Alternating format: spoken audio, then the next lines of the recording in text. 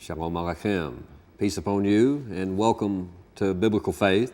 We're going to continue today in what we started in the last couple of programs on the levels of interpretation in Judaism. The levels of the Jewish levels of interpretation. There are four of them, and I want to reiterate once again. The fourth level, is that sod level, that secret level, which is called in Judaism Kabbalah. And I want to reiterate once again, there is a legitimate Kabbalah. There is a legitimate Kabbalah. It existed in the days of Jesus. There has been lots of things happen to it since then. Lots of other things have come in it. And so I don't encourage any one of you to go and study the Kabbalah. Now, I'm not saying that at all. I do encourage you, though, to study these other Jewish levels. They're safe, I think. But even in each and every one of them, there are some things that are in them that really come from the Kabbalistic level.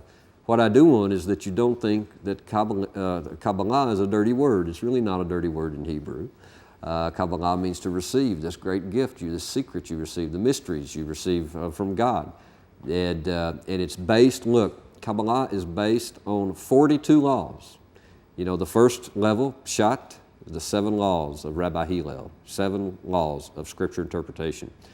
Remez, the hint level, 13 laws of Rabbi Ishmael. The Midrashim, the Drosh level, 32 laws of Rabbi Eliezer ben Galil. More and more laws. Kabbalah is even more, it's 42 laws. So, once again, I'm not encouraging you to do that. Sometimes I think it's a shame that I have to tell you that over and over and over again, but it's important.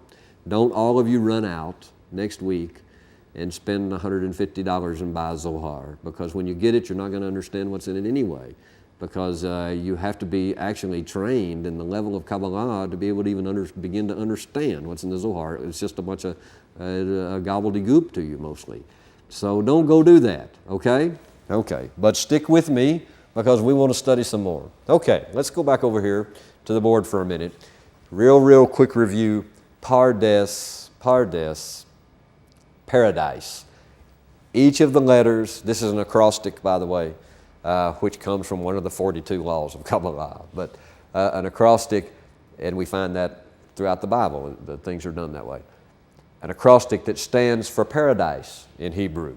The first level, the P, means Pshat. It's the literal level based on the 7 laws of Rabbi Hillel. And let's talk about that, because what we left off with last time is there a connection? Could there possibly be a connection? Because we have 4 books of the law: Exodus, Leviticus, Numbers, Deuteronomy. And we have 4 levels of interpretation that produced 4 great bodies of rabbinic writing based on the application of these laws of interpretation to the Torah. I find it very interesting indeed that when we come to the New Testament, we have 4 Gospels. Very interesting. So let's look at them, okay? When we come to the Gospels, when I look at things that Christian writers have written about the Gospels, I'm really amazed at some things, because these are the things that stand out. They say, okay, the Gospel of Mark, it has a special emphasis about it. The Gospel of Mark does. It has an emphasis upon Yeshua as a servant, as the suffering servant of God. It's the shortest of the Gospels. He uses the short form. Everyone else is kind of into the long form, but he's into the short one. And it's very, very explicit. For instance, there's not even a genealogy in it. A genealogy doesn't appear because who in the world would be interested in the genealogy of a servant? So that's very, very interesting that Christian scholars who know very little, I don't want to say absolutely nothing, that's not so, because some of them do, but who know very little about Jewish levels of interpretation, they rightly pick Mark as the simple, straightforward, literal level, literal message. So is there a Peshat, a literal, simple, straightforward, plain interpretation on the life of Jesus? Of course there is, and it's the Gospel of Mark. I don't see how we can get around it. In fact, it's very, very interesting. Very, very interesting that when we take Mark and we put him back into Hebrew, he comes across very, very Mishnaic. Now you remember Mark, or not Mark, but the Peshat level, the 7 laws of Rabbi Hillel, the Peshat level, the literal level, produced what's called the Mishnah. The Mishnah. In the Mishnah are 6 main separations, 6 main categories, 6 main orders, 6 main volumes. Let me read them to you, what they are. One is Zeraim, which means seeds. It has to do with the agricultural laws. But so you see, seeds are more than just seeds. You know that. You know that just from your own study of the Bible. And things that have to do with the agricultural laws reach far beyond just seeds. Okay? Then there's what's called, there's a tractate called Moed. Moed has to do with the Shabbat, the Sabbath, and also the holy days, all of the festivals, all of the holidays.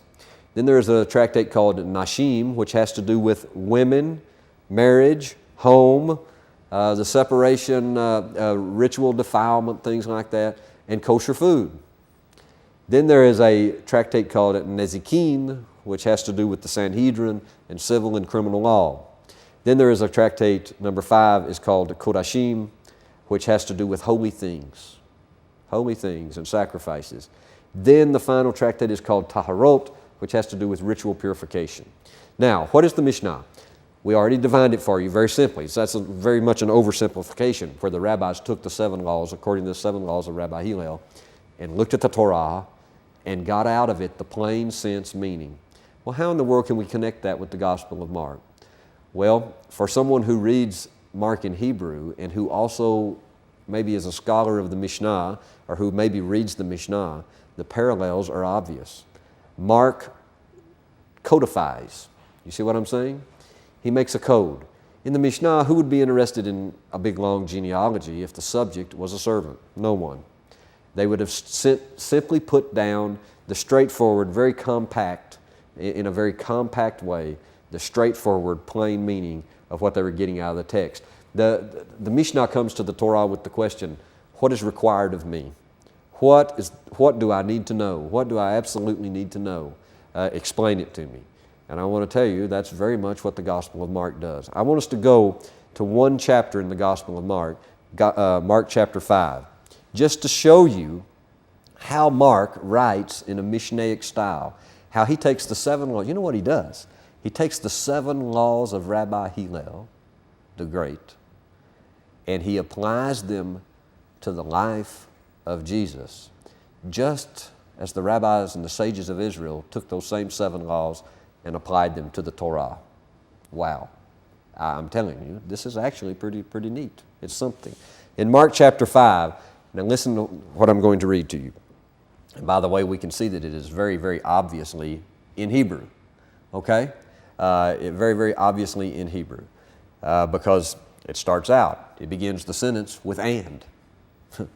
And they came over unto the other side of the sea, this is Mark chapter 5 and verse 1, into the country of the Gerasenes. Verse 2, and, another one of them, and when he was come out of the boat, immediately, in Hebrew, miyad, there met him out of the tombs a man with an unclean spirit, who had his dwelling among the tombs, and no one could bind him, no, not with chains. Do you see what he's saying? Listen, this is exactly the way the Mishnah writes. They go, such and such and such, and then they come drop the next line and go ... and then add more detail, ... Mark does the exact same way. He gives a description that is actually a codification. He makes a codification of the subject. He tells us all the very, very intimate details, but he does them ... He does them very, very quickly, very, very compact, plain sense, literal, straightforward meaning. Verse 4, for he had been often bound with fetters and chains.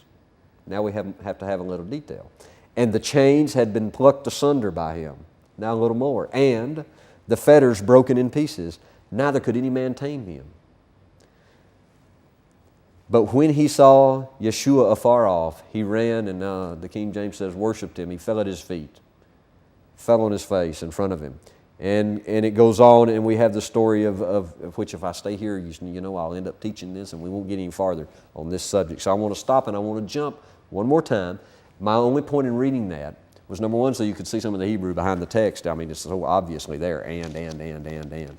But also, just so you could get an idea of the way the Mishnah reads. It reads just very much like what we just read in Acts, or in Mark chapter 5, excuse me. Now, I want to jump down to verse 21, where Jesus gets back to the other side of the lake. And someday we've got to have a lesson on that. That's something, I tell you. We'll do that soon. It says, "And when Jesus was passed over again by boat unto the other side, many people gathered unto him, and he was near unto the sea.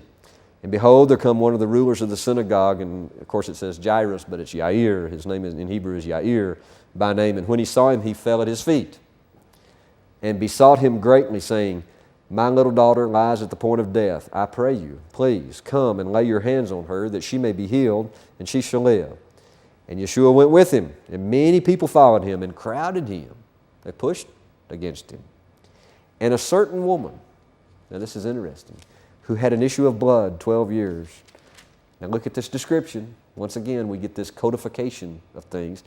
"She had an issue of blood, how long? 12 years, and had suffered many things of many physicians, and had spent all that she had, and was no better, but rather," actually that "but" there is an and rather grew worse. "When she had heard of Jesus, she came in the crowd behind and touched his garment."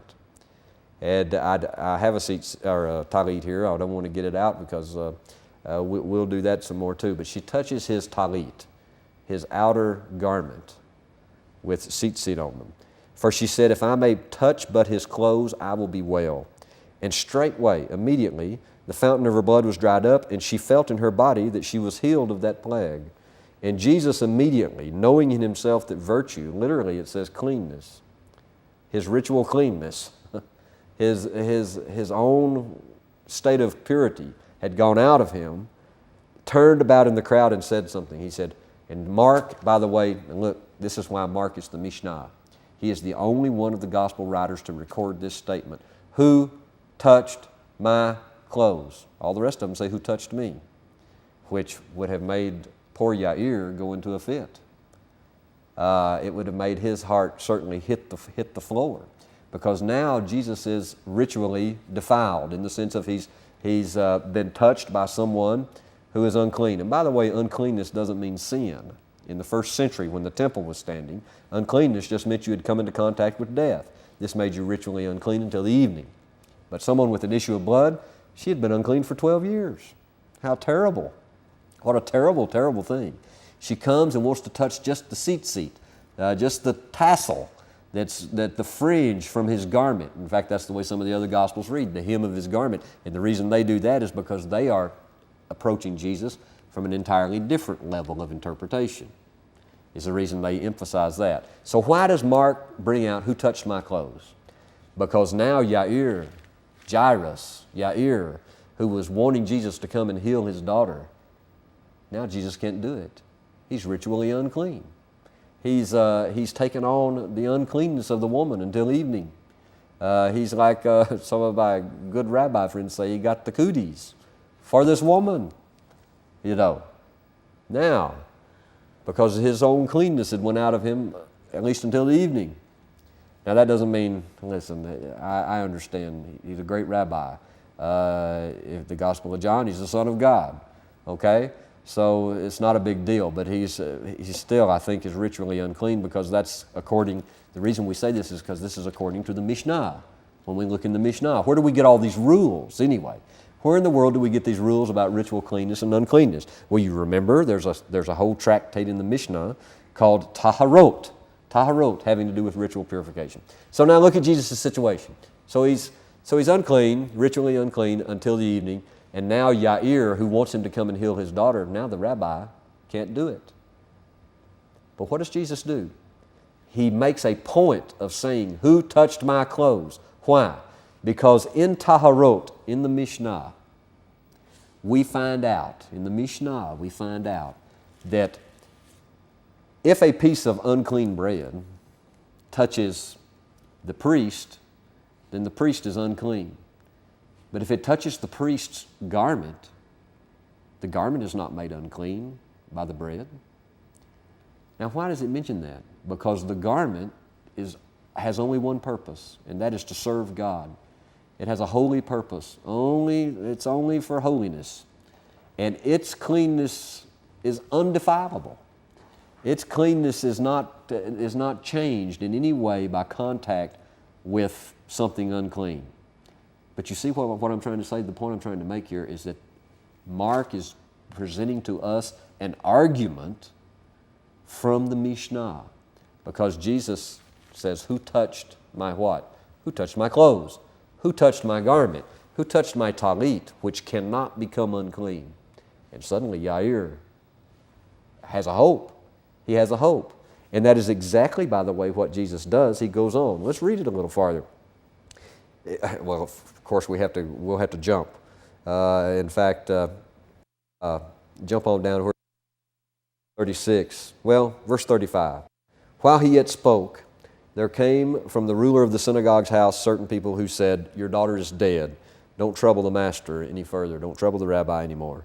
As soon as Jesus heard the word that was spoken, he said unto the ruler of the synagogue, he said unto Yair, be not afraid, only believe. I better not stop there, had I? I sure do want to, though. I really and truly want to. This is such a tremendous teaching of all the rabbis that I would really like to stop here and talk about this. Be not afraid, only believe. But let's jump in the next verse. And he permitted no man to follow him except Peter and James and John, the brother of James. And he comes to the house of the ruler of the synagogue, and seeing the tumult, which, listen, if you haven't ever been to a Jewish funeral, you haven't seen a tumult. In case you don't know what that word means, a tumult. If you want to know what it means, then you need to go to a Jewish funeral. Something. And those who wept and wailed greatly. And when he was come in, he said unto them, why do you make this ado and weep? The child isn't dead, she's only asleep. And they laughed him to scorn. But when he had put them all out, he taketh the father and the mother of the child and those who were with him, and entereth in where the child was lying. And he took the child by the hand and said unto her, now listen, he says a phrase, Talita kumi. Oh, let's walk. Okay. I didn't really mean to get off in this. Talita, now everybody's going to tell us that's an Aramaic word. An Aramaic word for little girl, damsel, arise. That Talita is the word for damsel. Well, guess what? It really means it's a feminine for the person in the talit. The talit would have been his outer garment, which was touched by the lady with the issue of blood, which was not unclean. And he uses it. And this is feminine. This is the same thing as saying little girl in the talit. Little girl. Oops. Little girl in the talit. You know, by the way, the people who say that this must be an Aramaic word, you know, the very first reference that we can find to Talita, meaning a little girl in Aramaic, is in Mark, where we just read it. That's the very first reference that Talita is a little girl in Aramaic. What does it mean? It means it's not. It means Jesus wasn't speaking of it that way. He talks to the little girl in the talit. Kumi is feminine, feminine imperative for get up, but it's the feminine form of the word. That's absolutely amazing. He uses the feminine form here, which is good Hebrew. He uses the feminine form here, which is good Hebrew.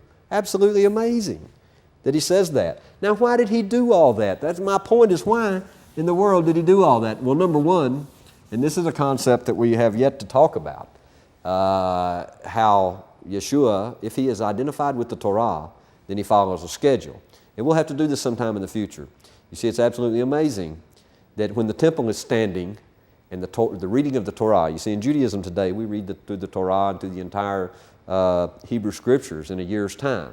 The festivals and extra readings and all of this and the weekly reading. In the days of Jesus, it wasn't so. Why? Because the temple is standing. And when the temple is standing, the entire schedule changes. Guess what we found out since the people of Israel have been back in the land of Israel and are working again? Guess what we found out? That the original reading, when the temple is standing, the schedule for reading the Torah is 3.5 to 4 years. So that's absolutely amazing, because there is a great, great possibility, and more than a great possibility, it's a great probability, that at the times that the people were reading certain passages out of the Torah and out of the prophets and out of the Hebrew Scriptures, that here comes this great sage, Yeshua, and acts it out right in front of them. We can find an example of that with what we just talked about Talita Kumi. But the point I wanted to make in this program is simply this. The reason Mark makes such an issue of this is because look at all the things he has done. He has talked about the tractate Nashim, women. He has talked about Kodashim, holy things. Kodashim, holy things. He has talked about Taharot, which has to do with ritual purity and impurity.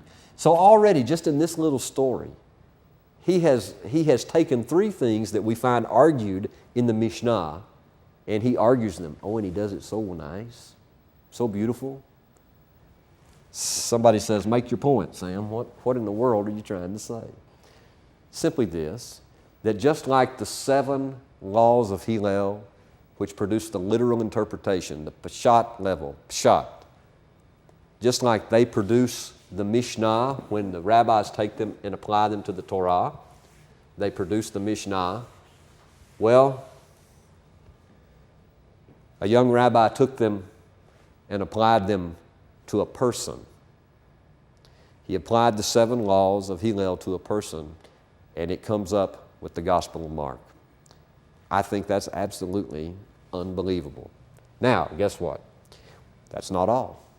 Because the next level is Remez. So first we had Peshat, and we find it in the Gospel of Mark. The next level is Remez, based on the 13 laws of Rabbi Ishmael. And guess what we find? We find a gospel to match them. And that gospel is Luke. Now everybody always tells me, can't be possible because Luke was a Gentile. I hate to tell you this. I really do. If you've gone for years and years and years and thought that Luke was a Gentile, if he was a Gentile, he was the most knowledgeable Gentile ever, probably in the history of the world, concerning the deep things of Judaism, because he writes on the Remez level. He writes on the hint level. Now look, notice the difference. In the Gospel of Matthew, Matthew talks about all the time, so that it might be fulfilled, which was spoken of by the prophets. And then he usually names the prophet.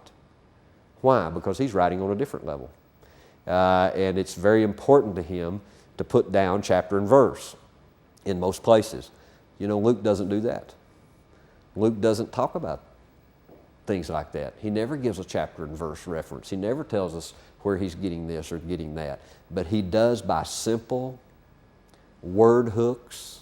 He makes the hook. He makes the remez. He makes the hint. He hints at the passage he's talking about. He hints at what he's wanting to talk about. You know, you remember that this level, the 13 laws of Rabbi Ishmael produce what is called Gemara, which is the commentary on the Mishnah.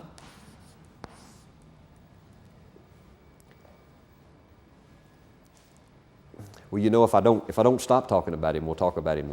Well, we can just finish with him. We can just finish with him today, and we'll start in the Drosh next time. Listen, the reason I say that Luke is a Gemara, is a commentary on the life and the person of Yeshua from the 13 laws of Rabbi Ishmael, is because we can find over and over again, these laws coming forward. And the hint, where he hints, anybody who's read him can figure this out, where he hints at it.